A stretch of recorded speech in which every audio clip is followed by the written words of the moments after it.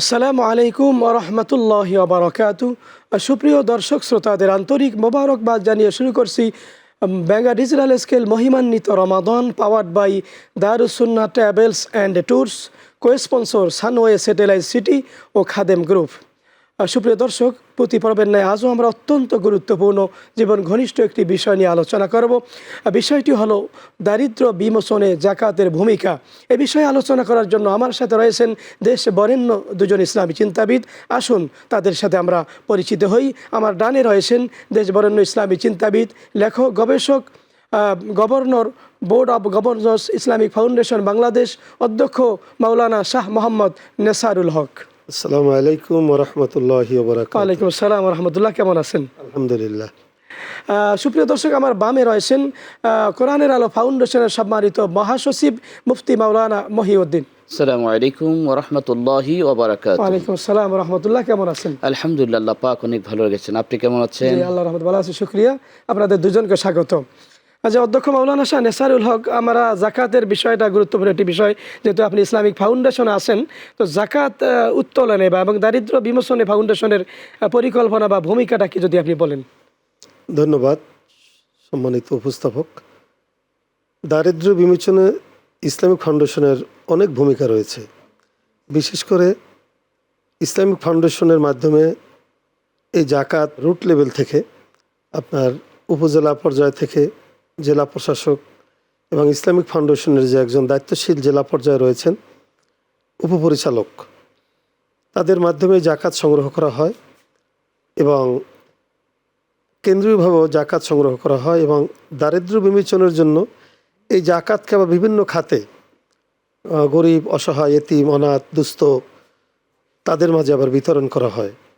এবং এখানে Islamic foundation একটি অত্যন্ত গুরুত্বপূর্ণ ভূমিকা রাখেন, যে যাতে হতদরিদ্র একেবারে রুট লেভেল পর্যন্ত, তৃণমূল পর্যায় পর্যন্ত মানুষ যারা অসহায়, যাদের ঘর বাড়ি নেই, এদেরকে এই জাকাতের থেকে টাকাগুলো পৌঁছে দেওয়া হয় তাদের কাছে। এখানে দারিদ্র্য বিমোচনে বিশাল একটা ভূমিকা রাখে ইসলামিক ফাউন্ডেশন। এটাই। জি জি, ধন্যবাদ। আবার আসবো মুফতি মাওলানা মহিউদ্দিন।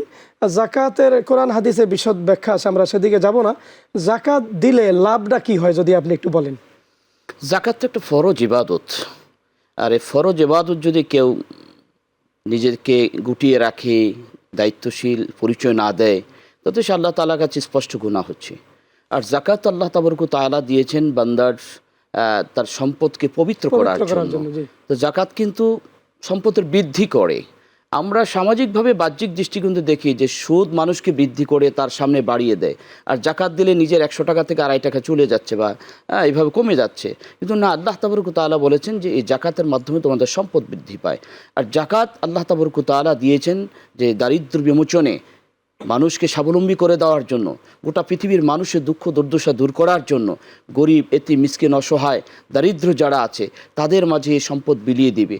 তা আমরা একটি বিষয় স্পষ্ট করতে হবে, যেটা হচ্ছে জাকাত কিন্তু গরিবের প্রতি করুণা নয় বা দয়া নয়, দাক্ষিণ্য নয়। এটা কিন্তু যার উপরে জাকাত ফরজ হয়, এটা কিন্তু গরিবের কাছে পৌঁছে দেওয়া তার দায়িত্ব। যেমন ইসলামিক ফাউন্ডেশন একটা দায়িত্ব আদায় করছেন, এই জাকাতের টাকাগুলি সারা দেশ থেকে তারা কালেকশন করে এবং যথাযথ সুষম বন্টন করেন। অথচ এটার দায়িত্ব কিন্তু রাষ্ট্রের দায়িত্ব হচ্ছে, রাষ্ট্রকে যদি অর্থনৈতিকভাবে স্বাবলম্বী করতে হয়, অর্থনৈতিক এই দেশকে যদি উচ্চ অবস্থানে পৌঁছাতে হয়, জাকাতের কোনো বিকল্প নেই। দুর্ভাগ্য হলো, সত্য কথা এই যে আমাদের রাষ্ট্রের মধ্যে যেইভাবে জাকাতকে কালেকশন করার একটা সুষম বন্টন করার একটা পদ্ধতি চালু করা দরকার, বাস্তবায়ন করা দরকার, এটা আমরা আজও কিন্তু সেইভাবে কিন্তু আমরা পাচ্ছি না পাওয়ার কারণে আমাদের দেশ যেইভাবে অর্থনৈতিকভাবে স্বাবলম্বী হওয়ার কথা, সেটাও কিন্তু আমরা করতে পারছি না। আমরা মনে করছি বিদেশ থেকে আমরা লোন আনলে, আমরা সুদ টাকা আনলে, এই সুদ পরিশোধ করলে, আমরা কালভার্ট করলে, রাস্তা করলে দেশের উন্নয়ন হচ্ছে ঠিকই, কিন্তু এর মাঝে যে সুদ যেটা যাচ্ছে, এই সুদে কিন্তু আল্লাহ রহমত থেকে বঞ্চিত হচ্ছে, দারিদ্র্য বিমোচন। শুকরিয়া, আপনার কাছে আবার আসবো। অধ্যক্ষ মাওলানা শাহ নেসারুল হক, আমরা জাকাত দেওয়ার লাভের বিষয়টা শুনলাম, জাকাত না দিলে ক্ষতিও কিন্তু আছে, যদি আপনি একটু বলেন। অবশ্যই জাকাত একটা ফরজ ইবাদত, যেমন নামাজ, হজ, এরকম জাকাত একটি ফরজ ইবাদত। জাকাত অস্বীকারী তো একবার পরিষ্কার আল্লাহর কোরআনে বলে দিয়েছেন। এবং হ্যাঁ, এবং এই জাকাতকে আমরা যদি অস্বীকার করে না দেয়, সে মারাত্মক গুনাহ করবে। এবং মারাত্মক অবস্থা আপনি জানেন যে হযরত আবু বকর সিদ্দিক রাদিয়াল্লাহু তাআলার আমলে কিন্তু তিনি বলছিলেন কেউ যদি উটের রশির যাকাত দিতে অস্বীকার করে আমি আবু বকর তার বিরুদ্ধে যুদ্ধ ঘোষণা করলাম। অবশ্যই বলেছেন। এবং একটি কথা বলেছেন আলোচক মহোদয়, যে সুন্দর করে, যে জাকাত দিলে লাভ কি আর না দিলে ক্ষতি কি।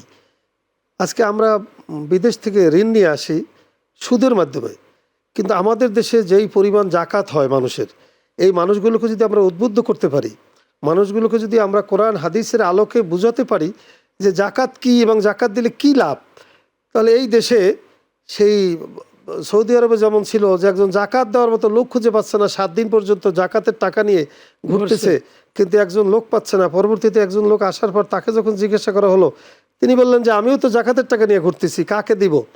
আমাদের বাংলাদেশে যেই পরিমাণ ধনাঢ্য ব্যক্তি মানুষ, জাকাত ফরজ, কিন্তু তারা কিন্তু সেইভাবে জাকাত আদায় করে না। এবং যদি জাকাত আদায় করতো, জাকাত দিলে কি হয়, জাকাত দিলে আরও বৃদ্ধি হয় তার সম্পদ।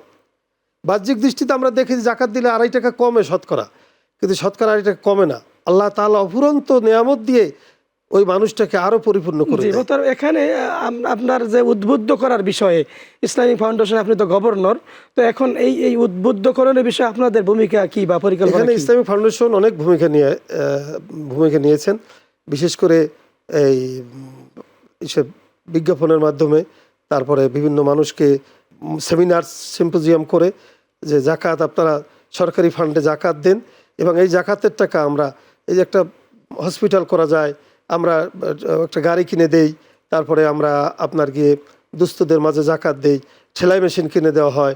এই জন্য মানুষকে উদ্বুদ্ধ করার জন্য ইসলামিক ফাউন্ডেশন যথেষ্ট ভূমিকা নিয়ে রাখছে। যে জাকাত উত্তোলনে বা ইসলাম প্রচারের বিষয়ে ইমাম খতিবদের কিন্তু একটা বড় ভূমিকা আছে। তো ইমাম খতিবদেরকে আপনারা মানে কিভাবে কাজে লাগাতে চান? বা আমরা আমাদের যে বাংলাদেশের 64টা জেলা, এই জেলায় আমাদের একজন উপপরিচালক রয়েছেন, যিনি ওই জেলার দায়িত্ব পালন করেন ইসলামিক ফাউন্ডেশনের।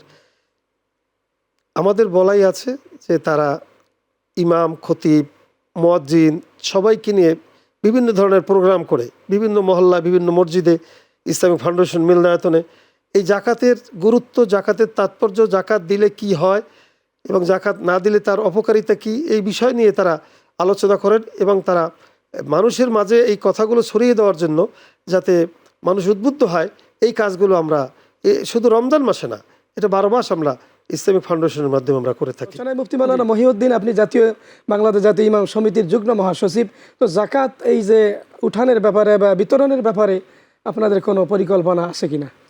আলহামদুলিল্লাহ, পরিকল্পনা শুধু আছে না, আমরা বিগত দিনও জাকাতের ব্যাপারে যুগান্তকারী ভূমিকা পালন করেছি।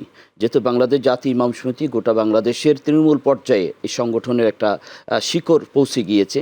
তা আমরা প্রথমত যেটা আমভাবে গোটা ইমামদেরকে একটি মেসেজ দিয়ে দেই যে আপনারা সকলে জাকাতের উপরে আলোচনা করবেন। কেন এটা বলদ প্রয়োজন নেই, একজন ইমাম তো তার দায়িত্ব থেকেই আলোচনা করেন, যেহেতু জাকাত এটা ফরজ ইবাদত। নামাজ যেমন ফরজ, রোজা যেমন ফরজ, হজ যেমন ফরজ, জাকাত ঠিক তেমন একটি ফরজ, ইসলাম পঞ্চস্তম্ভের মধ্যে একটা। এই ফরজ ইবাদতের ক্ষেত্রে ইমামরা উদ্বুদ্ধ করে থাকেন, কিন্তু পাশাপাশি একটি বিষয় বলে থাকেন, যেই জায়গায় আমাদের দেশে অনেক সময় জাকাত মেলা হয় এবং জাকাতের বিভিন্ন ধরনের লোকাল ব্যক্তিগত অনেক সংগঠনও আছে, কিন্তু আমরা এটাকে বিশ্বস্ত মনে করি। রাষ্ট্র যদি এটাকে দায়িত্ব নেয়, দায়িত্ব নিয়ে যদি বন্টন করে, কিন্তু রাষ্ট্র কিন্তু আমাদের দায়িত্ব আদায় করছেন, কিন্তু ইসলাম ফাউন্ডেশনের মাধ্যমে আদায় করছেন। তো ইসলাম ফাউন্ডেশনে কিন্তু তারা তাদের পরিচালকদের মাধ্যমে, মাঠ পর্যায়ে ফিল্ড সুপারভাইজার যারা আছে তাদের মাধ্যমে কিন্তু তারা গোটা বাংলাদেশে কিন্তু জাকাত কালেকশনের ক্ষেত্রে অবদান রাখছেন।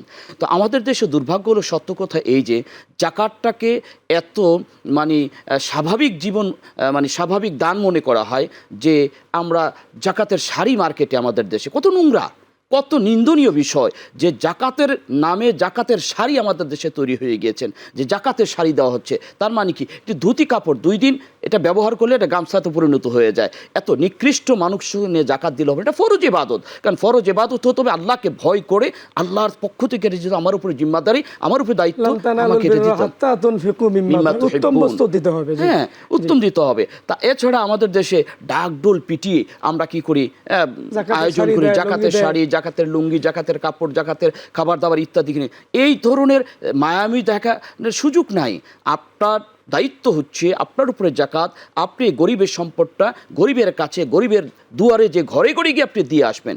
দুনিয়ার স্বার্থের জন্য, ভোটের জন্য ঘরে ঘরে গরিবের যেতে পারেন, আর ফরজ একটা ইবাদতের জন্য মানুষ যেতে পারে না। কত বড় নিকৃষ্ট! আমার প্রয়োজন আমি গরিবের দুয়ারে যাচ্ছি, হ্যাঁ, গরিবকে কত ভালোবাসতেছি, কিন্তু জাকাতে ফরজ জিম্মাদারি যার প্রাপ্য, যে ফকির, মিসকিন এবং আল্লাহ তাআলার দিনের প্রতি যে 8টা খাত আল্লাহ তাআলা নিজেই বন্টন করে দিয়েছেন, মেরাজ বন্টন করে দিয়েছেন, সেই জায়গায় যে জাকাতগুলি যদি আমরা দিতে পারি, তাহলে জাকাতের সার্থকতা আসবে এবং জাকাত যা আমি ফরজ ইবাদত দায়িত্ব আদায় করতে অবশ্যই সক্ষম হব। শুকরিয়া জাযাকাল্লাহ, আপনাকে আবার আসবো। অধ্যক্ষ মাওলানা শাহ নেসারুল হক, যে আপনি ফাউন্ডেশনের গভর্নর, আলহামদুলিল্লাহ, শুকরিয়া জাযাকাল্লাহ। তো ইসলামের খেদমতে, ইসলামের প্রসারে ফাউন্ডেশনের নতুন কোনো পরিকল্পনা আছে কিনা? অবশ্যই ইসলামিক ফাউন্ডেশনের অনেক পরিকল্পনা রয়েছে।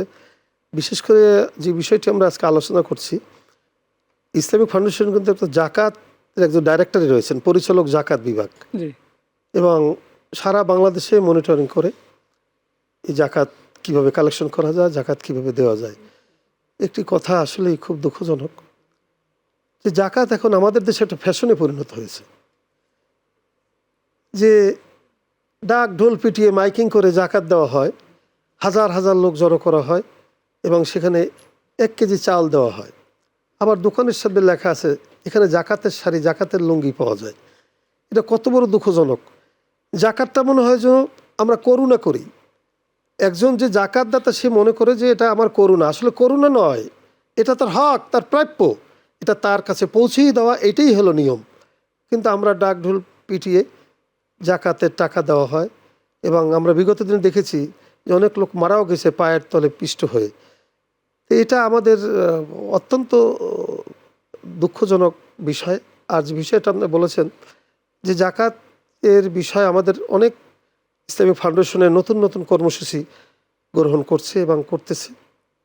বিশেষ করে ইসলামিক ফাউন্ডেশনের মাধ্যমে যাতে আরও বড় পরিকল্পনা, যেমন একটা দাতব্য চিকিৎসালয়, একটি হসপিটাল, এই বড় ধরনের পরিকল্পনা আমাদের হাতে রয়েছে, যাতে আমরা এই সমস্ত ভবিষ্যতে আরও এই কাজগুলো যাতে করতে পারি আমরা। বিশেষ করে একেবারে তৃণমূল পর্যায়ে কিন্তু মানুষ খুবই অসহায়। ঢাকা শহর বলো, বিভাগীয় শহর বলেন, সেখানে কিন্তু চিকিৎসার ব্যবস্থা আছে, কিন্তু সেই সুদূর বঙ্গোপসাগরের পারে সেখানে কিন্তু এরকম সুযোগ সুবিধাও নেই যে মানুষ অসুস্থ হলেই যে হসপিটালে নিয়ে যাবে। আমাদের পরিকল্পনা আছে যে আমরা ওই রুট লেভেলে, তৃণমূল পর্যায়ে, একেবারে ওই সমস্ত এলাকায় আমরা যেখানে একেবারে রিমোট এরিয়া, ওই সমস্ত এলাকায় আমরা ইসলামিক ফাউন্ডেশনের মাধ্যমে বিভিন্ন কর্মসূচি আমরা হাতে নিয়েছি। বিশেষ করে এই যে ইসলামিক মিশন, আমাদের অনেকগুলো মিশন রয়েছে সারা বাংলাদেশে, যারা এই চিকিৎসার ব্যাপারে কাজ করে, সেগুলোকে আরও আধুনিকায়ন করা এবং তার মাধ্যমে গ্রামের হতদরিদ্র মানুষের চিকিৎসার ব্যবস্থা করা, এই পরিকল্পনাগুলো আমাদের হাতে রয়েছে। জি, শুকরিয়া জাযাকাল্লাহ। সর্বশেষ আমরা জানতে চাইবো যে আমাদের ইসলাম প্রচার ইসলামিক ফাউন্ডেশন, আমাদের মাননীয় প্রধানমন্ত্রী জনাব তারেক রহমান, ওনার নির্দেশনা বা ইসলামের খেদমতে আপনাদের প্রতি ওনার পরিকল্পনা, নির্দেশনা কি?